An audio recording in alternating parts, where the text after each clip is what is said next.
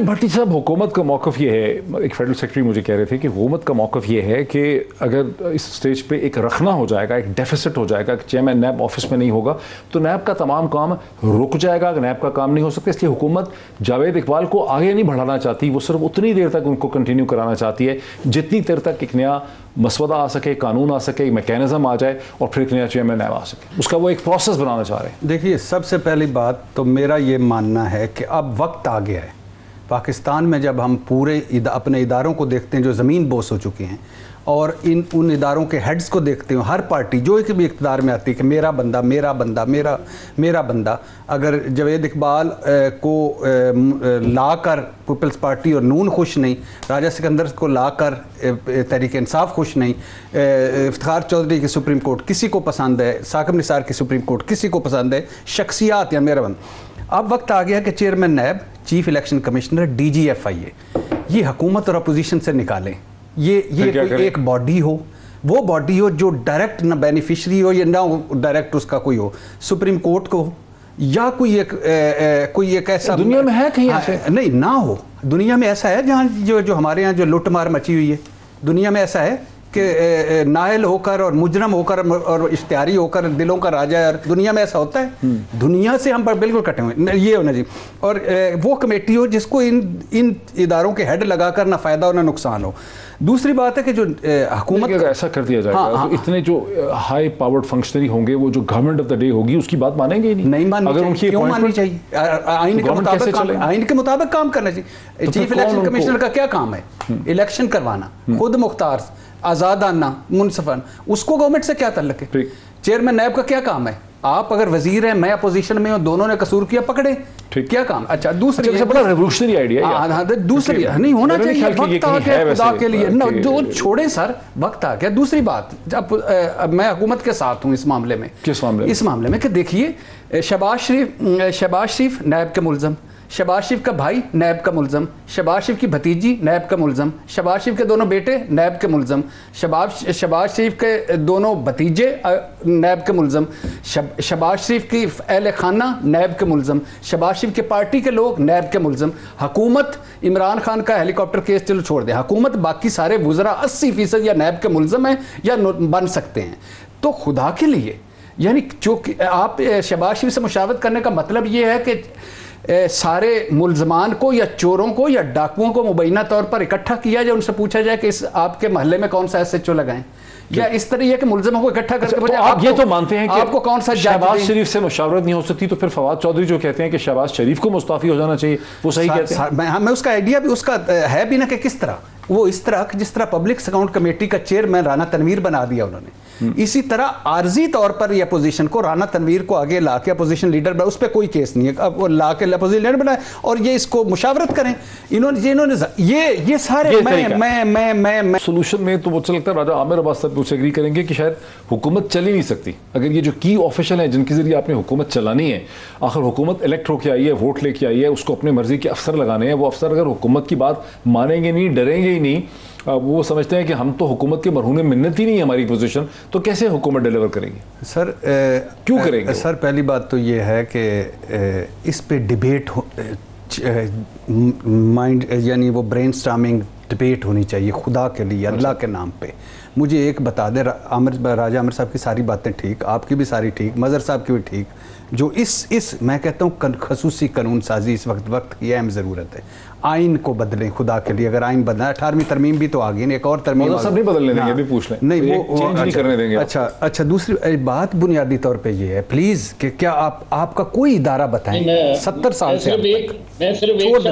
कोई इदारा है जो कदमों पे खड़ा है? हाँ, नहीं, कोई इदारा है, ये साईं उस्मान बुज़दार की बात कर रहे हैं, लेकिन कोई इदारा ऐसा है कि जो बताएं कि जो कदमों पे खड़ा हो, कोई इदारा ऐसा हो कि जिसमें ज़ाती मुलाजम ना भरा हो। इन्होंने बशीर मेमन इमरान खान साहब को पसंद नहीं लगा के, वाजिद ज़िया उनको पसंद नहीं लगा। क्यों यार, ये कौन लोग हैं?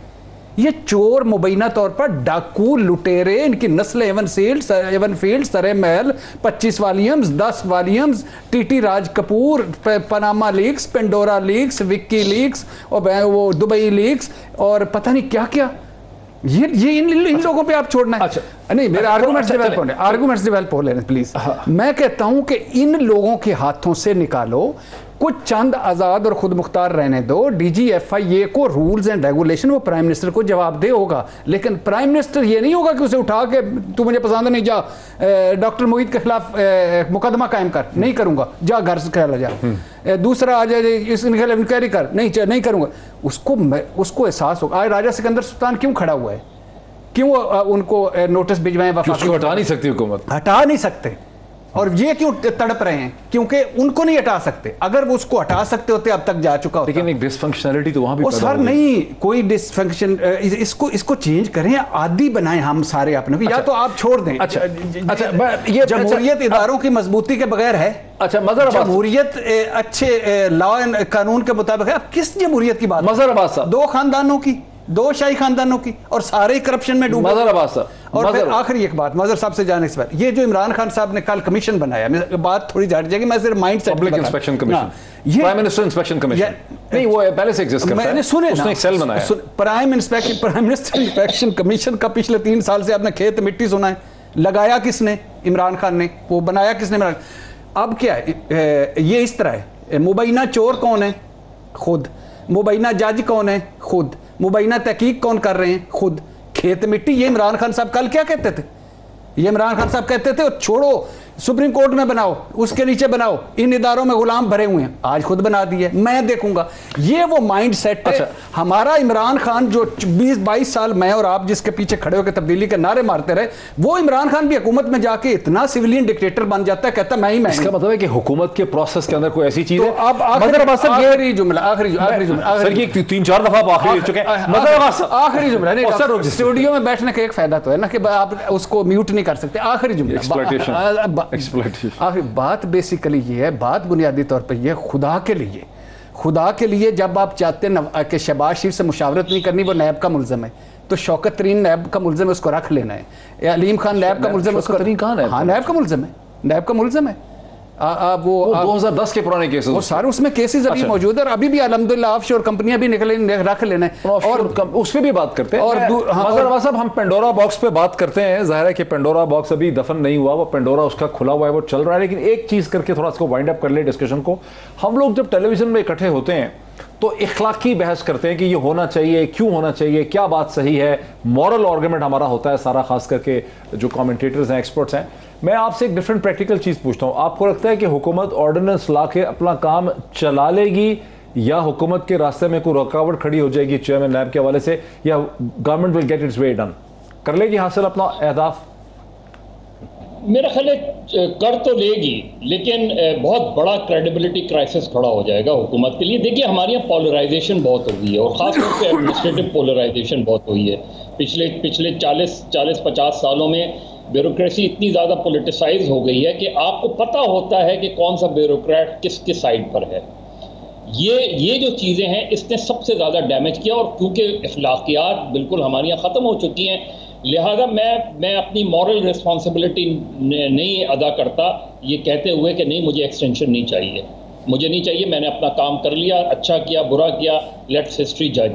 ये जो हमारे यहाँ एटीट्यूड है कि रिटायर्ड लोग जो है वो एक एक्सटेंशंस चाहते हैं, लंबी एक्सटेंशंस चाहते हैं, ताकि उनको तनख्वाह मिलती रहे, तनख्वाह चलती रहे, उनके मामलात चलते रहें।